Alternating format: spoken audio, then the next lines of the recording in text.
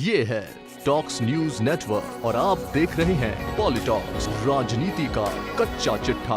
अति उत्साह, विपक्षी को जरूरत से ज्यादा कमजोर समझना, प्रचार के दौरान अत्यधिक आक्रामकता कभी कभी बहुत भारी पड़ सकती है। ये कल आए बंगाल विधानसभा चुनाव परिणामों से साबित हो गया है। साल 2019 के लोकसभा चुनाव में मोदी लहर के चलते 18 सीटें क्या मिल गई।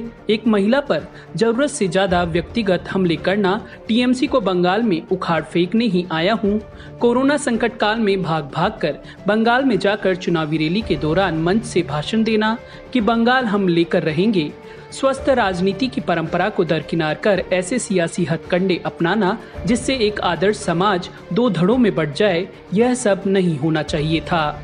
प्रधानमंत्री नरेंद्र मोदी, गृह मंत्री अमित शाह, बीजेपी अध्यक्ष जेपी नड्डा, मुख्यमंत्री योगी आदित्यनाथ समेत पार्टी के तमाम बड़े नेताओं ने बंगाल विजय के लिए पूरी ताकत झोंक दी।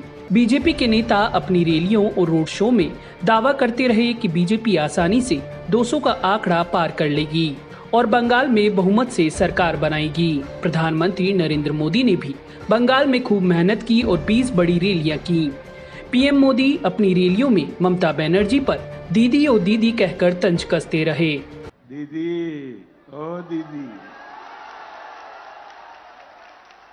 बंगाल के हर घर का बच्चा दीदी ओ दीदी बोलना शुरू कर दिया है। पीएम मोदी के इस तंज पर शुरुआत से ही काफी विवाद रहा। ऐसा ही कुछ भाजपा के शीर्ष नेताओं ने बंगाल विधानसभा चुनाव प्रचार के दौरान मंचों से भाषण और तीखे बयानों का दांव उल्टा पड़ गया। आज हम 5 राज्यों के परिणामों में सबसे पहले बात कर रहे हैं ममता बनर्जी के चेहरे से चिंता की लकीरें मिटाकर लौटी मुस्कुराहट की। ममता दीदी के चेहरे पर कल रविवार को कई महीनों बाद हंसी देखने को मिली। जैसे भाजपा के नेताओं ने बंगाल प्रचार के दौरान पूरी ताकत झोंक दी थी, वैसे ही दीदी भी अपने अकेले के दम पर मजबूती के साथ डटी रही। यह भी सच है कि इन बंगाल चुनावों में दीदी और टीएमसी का राजनीतिक भविष्य भी दांव पर लगा हुआ था। तृणमूल कांग्रेस अगर बंगाल में अपनी तीसरी बार सरकार नहीं बनाती तो ममता बनर्जी का बंगाल ही नहीं बल्कि अपनी ही पार्टी के अंदर कद बहुत घट जाता। यह भी संभव था कि उनका राजनीतिक करियर भी कमजोर हो सकता था। खैर, जो कुछ नहीं हुआ उस पर हम चर्चा क्यों करें, क्या हुआ क्या नहीं हुआ, लेकिन अंतिम सत्य यह है कि इस चुनाव की बाजी ममता बनर्जी के हाथ लगी है। यानी बंगाल में ममता ही स्ट्रीट फाइटर नेता थी और अगले 5 सालों तक एक बार फिर रहेगी। अब बात को आगे बढ़ाते हैं। रविवार को घोषित हुए बंगाल और अन्य राज्यों के चुनाव परिणामों को सिलसिलेवार तरीके से चर्चा करते हैं। जैसे चुनाव प्रचार के दौरान 5 राज्यों में पश्चिम बंगाल सबसे चर्चा में रहा, वैसे ही कल मतगणना के दिन भी इस राज्य के चुनाव परिणामों पर राजनीतिक दलों के अलावा देश भर की जनता में भाजपा और टीएमसी की सियासी लड़ाई का सिकंदर कौन बना लगातार समाचार चैनलों, सियासत के गलियारों में सुर्खियां बनी रही। देश में बंगाल का चुनाव सबसे अधिक चर्चित रहा है तो सबसे पहले चर्चा इसी राज्य को लेकर होगी। जैसे क्रिकेट में कई टीमों के मैच की श्रृंखला के बाद जब सीरीज का समापन होता है तब एक प्लेयर को मैन ऑफ द सीरीज घोषित किया जाता है, वैसे ही आज 5 राज्यों के कई चरणों में हुए चुनावों के परिणाम के बाद ममता बनर्जी यानी दीदी राजनीति के मैदान पर मैन ऑफ द सीरीज बनकर उभरी है। सही मायने में विपक्षी दलों की दीदी अब हीरो बन गई है। पीएम मोदी, अमित शाह के साथ जेपी नड्डा, सीएम योगी समेत अन्य पार्टी के रणनीतिकारों से दीदी ने जिस प्रकार से मुकाबला किया उससे विपक्ष जरूर उत्साहित है। बंगाल चुनाव प्रचार के दौरान मोदी शाह की जोड़ी भी ममता बनर्जी को भेद नहीं पाई। भाजपा के शीर्ष नेताओं की सभी चालों को परास्त कर दीदी ने बता दिया कि वही बंगाल की असली सिकंदर है। बंगाल हार से भाजपा हाईकमान और राजधानी दिल्ली स्थित पार्टी मुख्यालय में मायूसी छाई हुई है। पीएम मोदी और अमित शाह को इस बात से जरूर संतोष होगा कि वर्ष 2016 में हुए विधानसभा चुनाव के दौरान इस बार भाजपा राज्य में मजबूत विपक्ष के रूप में उभरी है। भले ही दीदी ने बंगाल में भाजपा को धूल चटा दी, लेकिन अपने ही विधानसभा क्षेत्र नंदीग्राम ने उन्हें आखिरी राउंड तक परेशान कर रखा। ममता के लिए नंदीग्राम सीट इस बार भाग्यशाली नहीं रही। नंदीग्राम सीट से अपने पुराने सिपसलार और भाजपा उम्मीदवार शुभेंदु अधिकारी ने ममता बनर्जी को 1957 वोटों से हरा दिया। हालांकि शुभेंदु अधिकारी की जीत के खिलाफ टीएमसी ने मुख्य निर्वाचन आयोग का दरवाजा खटखटाया है, लेकिन चुनाव आयोग ने उनकी अपील खारिज कर दी है।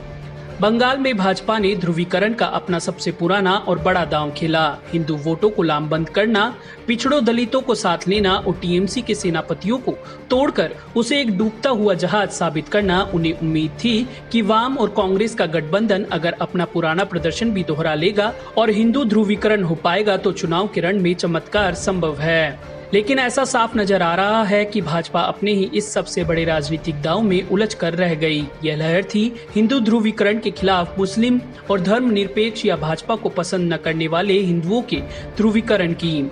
वही मुसलमानों को 75% से ज्यादा वोट किसी और पार्टी को न जाकर टीएमसी में शिफ्ट हो गया। बाकी का हिंदू वोट तो टीएमसी को मिला ही। शायद यह अरसे बाद ही है कि राज्य में अगड़ी जातियां और मुसलमान भाजपा के खिलाफ लामबंद दिखाई दिए।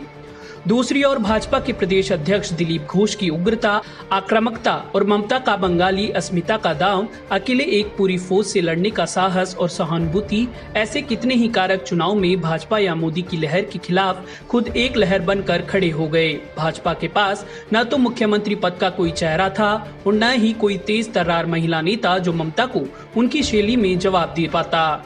भाजपा की भारी भरकम चुनावी मशीनरी का अकेले मुकाबला कर रही ममता का नंदीग्राम में चुनाव प्रचार के दौरान घायल हो जाना भी निर्णायक बातों में से एक रहा है। ममता बनर्जी ने चोट के बावजूद व्हील चेयर से ही जिस तरह से लगातार धुआंधार प्रचार किया और भाजपा नेतृत्व के खिलाफ आक्रामक हमला बोला, उससे ये छवि बनी कि घायल शेरनी ज्यादा मजबूती से मोर्चा संभाले हुए है। ऐसे में सहानुभूति का फैक्टर भी उनके पक्ष में गया। हालांकि 3 सीट से बढ़कर 76 सीटों पर पहुंची भाजपा एक ऐतिहासिक सफलता के बाद भी विपक्ष तक सीमित हो गई है। इसकी सबसे बड़ी कीमत वाम दलों और कांग्रेस ने चुकाई है, जो राज्य से साफ हो गए। ममता 10 साल के शासन के बाद फिर पश्चिम बंगाल की गद्दी संभालने जा रही है।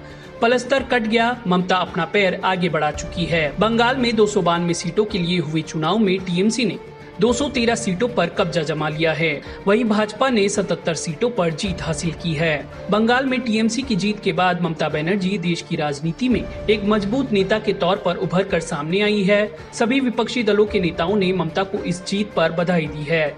एनसीपी नेता शरद पवार, कांग्रेस के सांसद राहुल गांधी, उमर अब्दुल्ला, दिल्ली के मुख्यमंत्री अरविंद केजरीवाल, सपा प्रमुख अखिलेश यादव, राष्ट्रीय जनता दल के नेता तेजस्वी यादव, महाराष्ट्र के कांग्रेस नेता संजय निरुपम, भाजपा के वरिष्ठ नेता और रक्षा मंत्री राजनाथ सिंह ने भी दीदी को इस जीत पर शुभकामनाएं दी।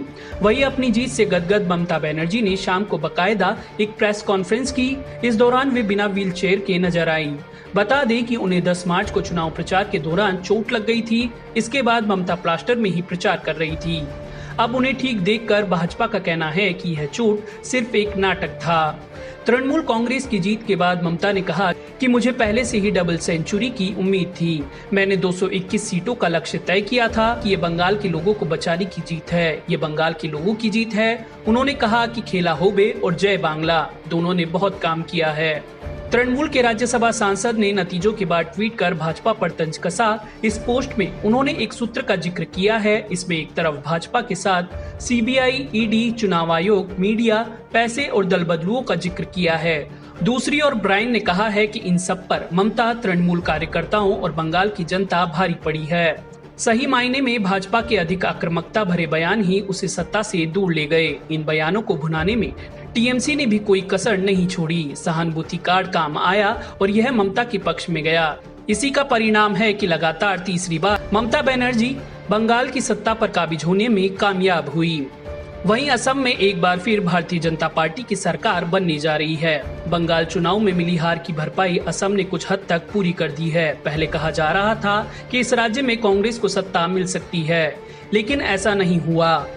असम में भाजपा की दोबारा सरकार बन गई, लेकिन यहाँ अगला मुख्यमंत्री कौन होगा, इस पर केंद्रीय मंत्री जितेंद्र सिंह का कहना है कि जब चुनाव के बाद हमारा विधानसभा दल गठित होगा तो इस पर सही समय पर फैसला लिया जाएगा।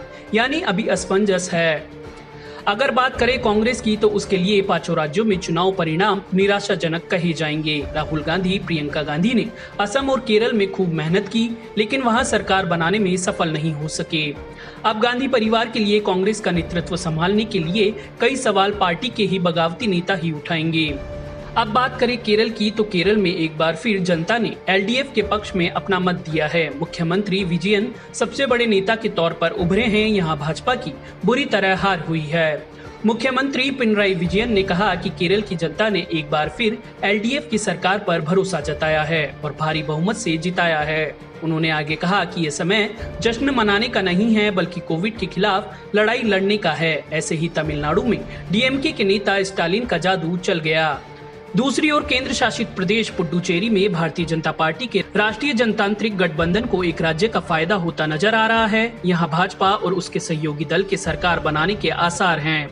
यहाँ हम आपको बता दें कि देश में भाजपा और उसके सहयोगी दलों की सरकार वाले प्रदेशों की संख्या 18 हो जाएगी। हालांकि आबादी और क्षेत्रफल के लिहाज से देखें तो उसे कोई खासा फायदा नहीं होगा, क्योंकि 14 लाख की आबादी और 483 वर्ग किलोमीटर क्षेत्रफल वाला यह बेहद छोटा राज्य है। लेकिन सबसे अधिक भारतीय जनता पार्टी को बंगाल की हार आगामी कई दिनों तक परेशान करती रहेगी। इसका सबसे बड़ा कारण यह है कि भाजपा के रणनीतिकारों और दिग्गजों ने इस राज्य को टीएमसी से छीनने के लिए सभी सियासी ब्रह्मास्त्र प्रयोग कर लिए थे। दूसरी बात यह भी है कि अब विपक्ष ममता के सहारे भाजपा और पीएम मोदी और गृह मंत्री अमित शाह को घेरने के लिए मजबूती के साथ आ खड़ा हुआ है।